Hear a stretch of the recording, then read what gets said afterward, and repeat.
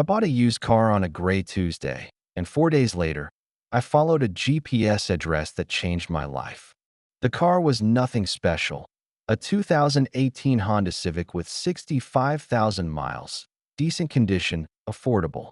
I wasn't looking for adventure when I bought it. I was just looking for reliable transportation to get me to a job I hated and back to an apartment where I lived alone. But the GPS had one saved address labeled home, and I was curious enough to follow it.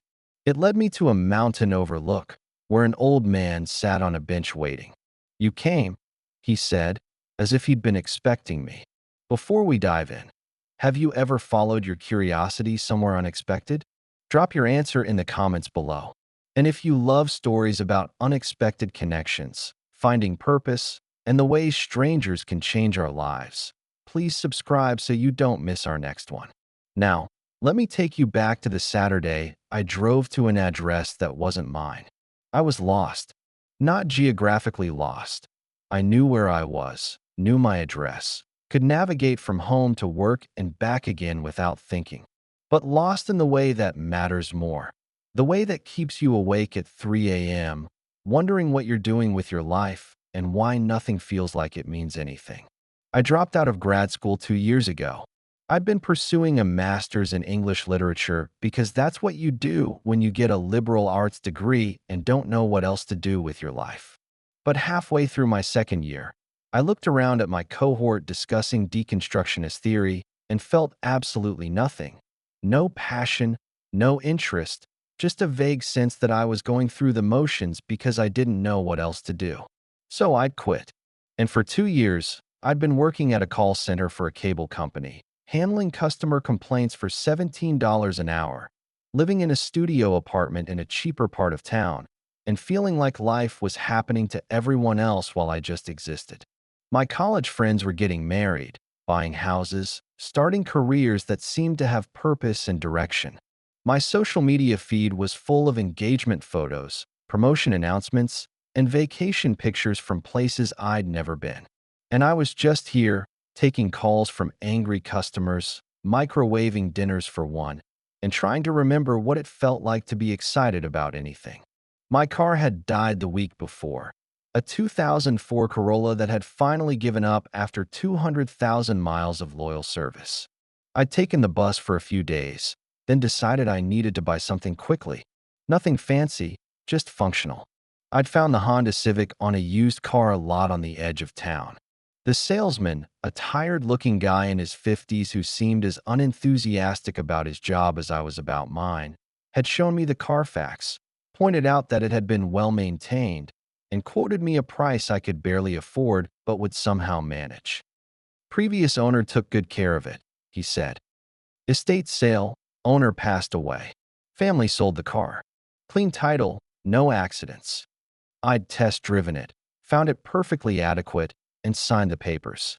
2 days later, I drove it off the lot. Now the owner of a reliable but unremarkable car that would get me from point A to point B without breaking down. On Friday evening, after another soul-crushing shift at the call center, I sat in my new car in the parking lot, trying to summon the energy to drive home. I was setting up my Bluetooth connection when I noticed the GPS system had one saved address. I clicked on it, curious. The address was labeled simply home. I assumed the previous owner or their family had forgotten to clear the saved addresses when they'd sold the car. I was about to delete it when something made me pause. Where had the previous owner considered home? It was a small curiosity, probably meaningless, but I had nothing else to do that evening. No plans, no friends waiting, no life that would be disrupted by a small detour. So, on Saturday morning, with nothing better to do and a vague sense that following random curiosity was at least more interesting than sitting in my apartment, I decided to drive to the address. I expected it to lead to a house, maybe an apartment complex, maybe an old neighborhood the previous owner had grown up in. Instead, the GPS led me out of the city. I followed the directions as they took me onto the highway, then off onto smaller roads, then onto increasingly narrow mountain roads that wound up through pine forests and rocky outcroppings. The drive took almost 2 hours, And with each mile, I became more confused. Where was I going? This wasn't a residential area.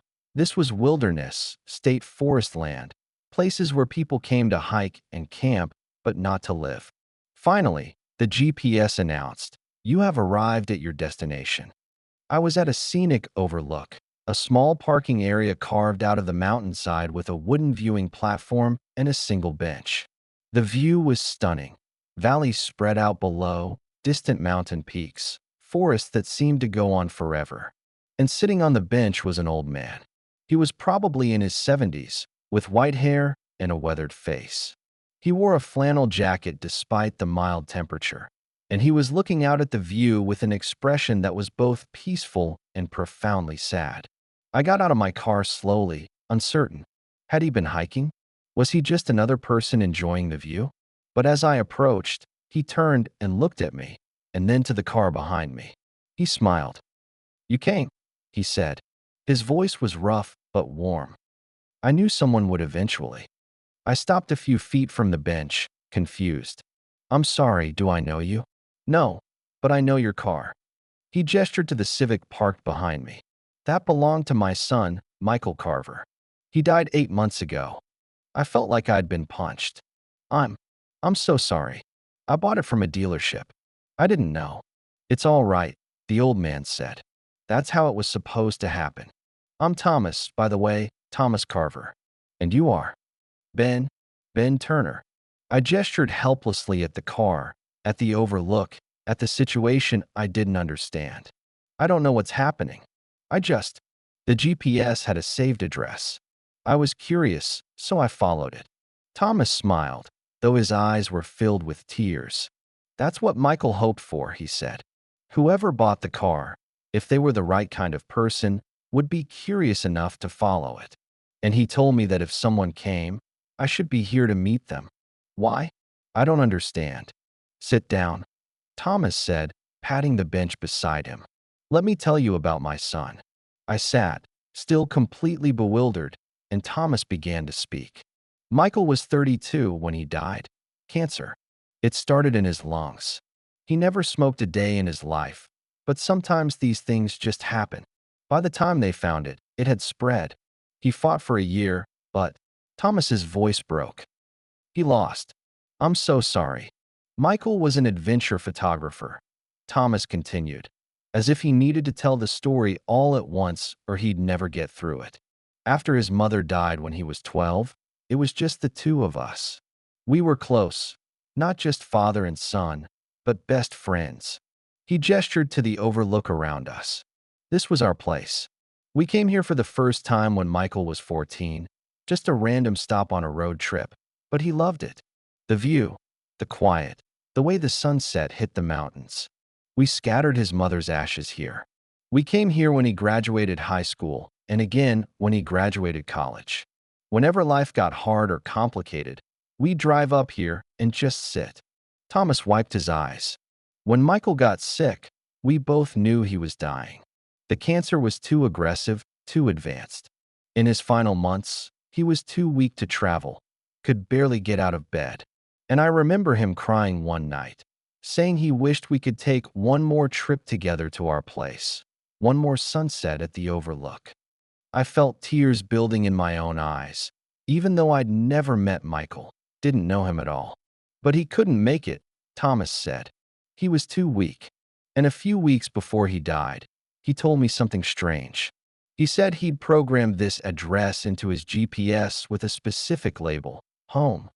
He said it was an act of faith that whoever bought the car, if they were the kind of person who paid attention, who followed curiosity, who wondered about things, they'd see that address and maybe be curious enough to follow it." "But why? Why would he do that?" Thomas looked at me with an intensity that was almost uncomfortable.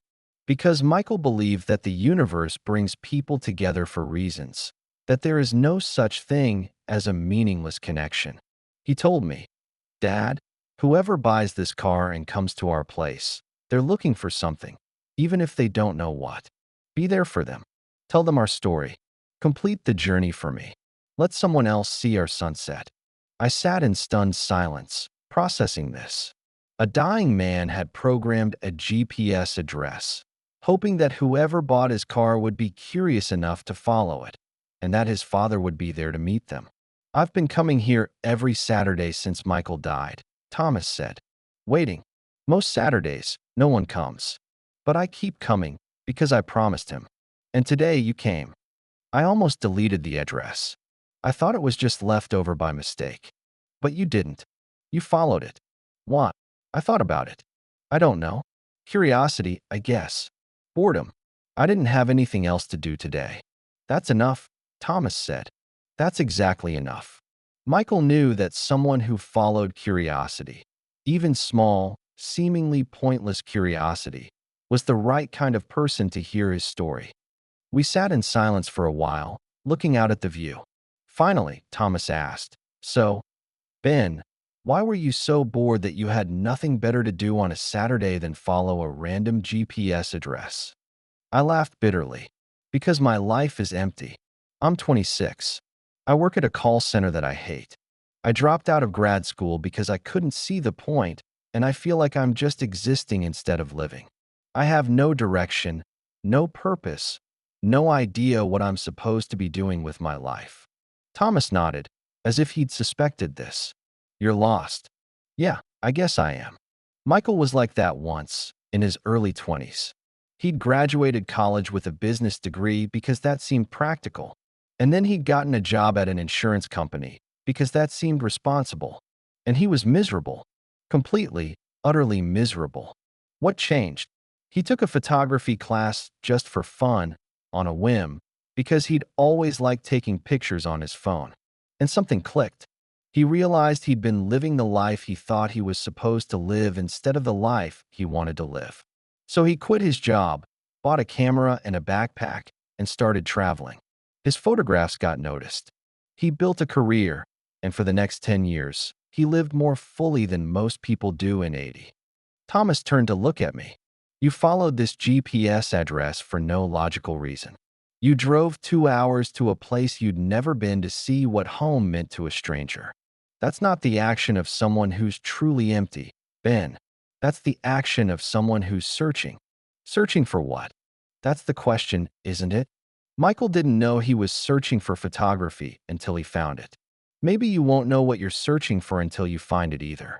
But the fact that you're still curious, still willing to follow small impulses, that's important.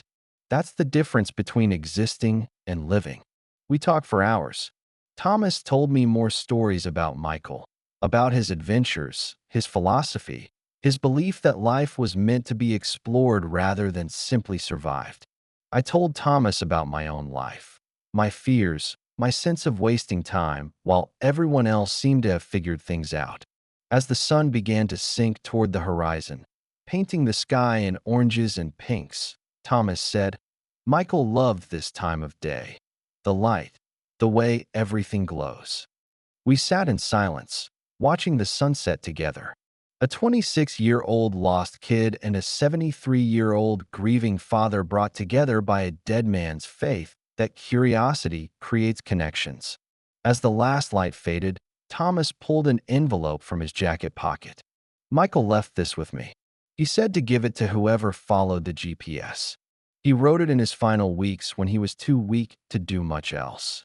With shaking hands, I took the envelope. Inside was a letter, handwritten in slightly shaky script.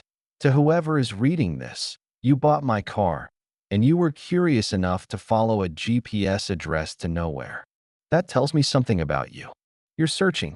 Maybe you don't know what for, but you're looking. I'm dying as I write this. I'm 32 years old, and I have maybe a month left. And the biggest thing I've learned in this final year is that life isn't about having it all figured out. It's not about perfect plans or knowing exactly where you're going. It's about curiosity, about following the thing that interests you, even when it doesn't make sense, about saying yes to small impulses. You drove 2 hours to a mountain overlook for no logical reason. You followed curiosity instead of deleting an address. That's beautiful. That's what living actually is. My dad is probably with you right now. He's grieving. Losing your child is unnatural and devastating. even when that child is an adult. But he's also one of the wisest, kindest people I know. Talk to him. Let him tell you about our adventures. Let him share what he's learned. And then take your own adventures. They don't have to be big. They don't have to make sense to anyone else. They just have to make you curious, make you feel alive, make you want to see what happens next. I spent 10 years as a photographer traveling the world, and it was incredible. But you know what my favorite memories are? Sitting on that bench with my dad, watching the sunset, talking about nothing and everything. The quiet moments, the connections. You're connected to me now, stranger. You're completing the journey I couldn't make. You're sitting in the place I loved most, with the person I loved most, watching the sunset I wished I could see one more time. Thank you for that. Thank you for being curious. Thank you for following a random GPS address when you could have deleted it. Don't wait until you're dying to realize that the point of life is simply to live it. Follow curiosity. Say yes to things. Don't worry so much about whether you're on the right path. There is no right path. There's just the path you're on and whether you're paying attention to it. Take care of yourself and take care of my dad. He needs people around him who understand that life is short and connections matter. Thank you for completing this journey for me. Michael Carver. I was crying by the time I finished reading. Thomas was crying too.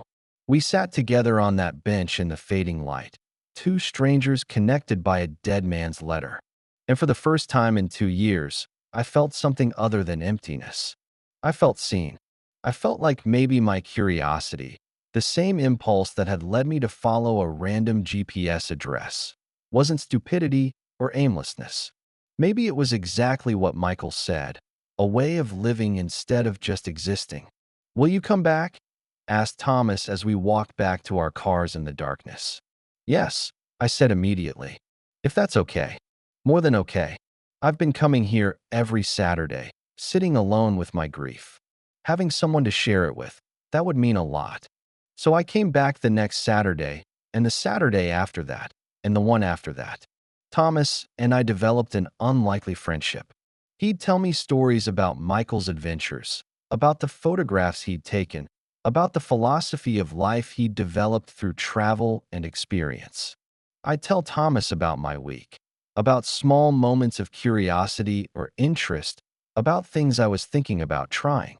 I've been thinking about taking a photography class, he told me one Saturday, 2 months after our first meeting.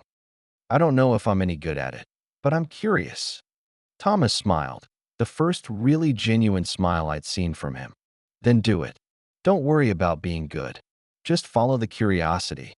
So, I took a photography class, community college, beginner level, nothing impressive, but I loved it. The technical challenges, the way you had to really look at things to photograph them well, the satisfaction of capturing a moment. I wasn't as talented as Michael had been.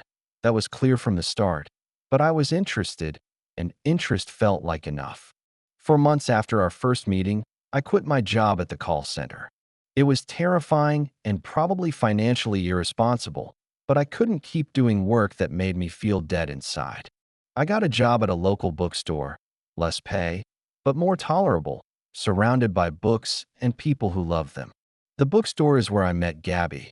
She came in one afternoon looking for a specific photography book. I'd just finished reading it for my class and was restocking shelves nearby. That's an incredible book, I said without thinking. If you're interested in landscape photography, his zone system will change how you see light. She looked at me with surprise and smiled. You're a photographer? Student photographer, very much a beginner, but obsessed. We talked for 20 minutes about photography, about books, about how she was a graphic designer trying to understand traditional photography to improve her digital work. Before she left, she asked if I knew any good places around here to practice landscape photography. Actually, I said, thinking of the Overlook, I know the perfect place. I didn't invite her then. That felt too forward, but she kept coming back to the bookstore, always on Thursdays after work, always finding excuses to talk to me. And eventually, I worked up the courage to ask if she'd like to see the Overlook sometime. Not on a Saturday, I explained. Saturdays are reserved for someone special, but maybe a Sunday. She said yes. Our first visit to the Overlook together was 3 months after we met.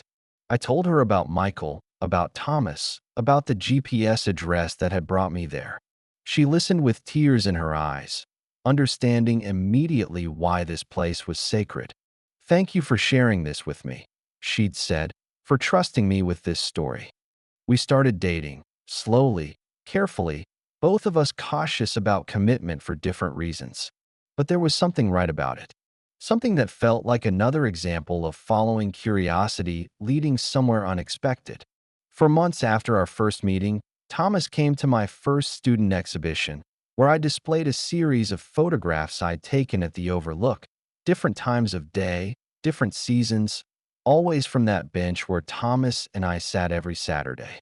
"These are beautiful," Thomas said, standing in front of the photos with tears in his eyes. "Michael would love these. You captured our place perfectly. I learned from the best, from both of you. Michael taught me through his letter to follow curiosity. You taught me through your stories to value connections and moments over achievements." A year after that first Saturday, Thomas and I sat on our bench watching another sunset. He was quieter than usual, and I could tell something was on his mind. "I want to tell you something," he said finally. "When Michael died, I didn't know how to keep living. The grief was so heavy that getting out of bed felt impossible. Coming here every Saturday, waiting for whoever would follow that GPS. It gave me a reason to keep going, a purpose." He turned to look at me. "And then you came. And these past 12 months, watching you find your way, sharing our stories, having someone to sit with while I grieve. Ben, you gave me a reason to keep living. You completed Michael's journey, yes, but you also saved me." "You saved me, too," I said honestly. I was drowning in emptiness and purposelessness. Michael's letter, your friendship, this place. It all reminded me that life doesn't have to be about having everything figured out. It can just be about being curious and showing up.